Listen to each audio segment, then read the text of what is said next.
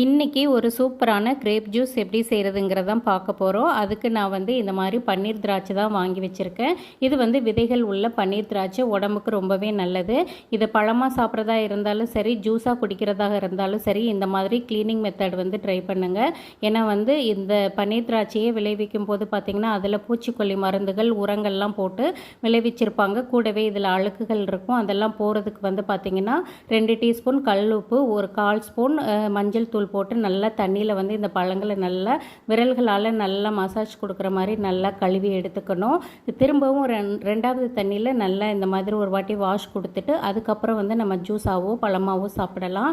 இப்போ நான் இதை ஒரு மிக்ஸி ஜாருக்கு மாற்றிட்டு கூடவே 4-5 புதினா இலைகள், ஒரு 1/4 ஸ்பூன் எலுமிச்சம்பழச்சாறு சேர்த்து நல்லா அரைச்சி எடுத்துக்கிட்டேன். இதை வடிகட்டி குடிங்க, ரொம்பவே நல்லா டேஸ்டியாக இருக்கும்.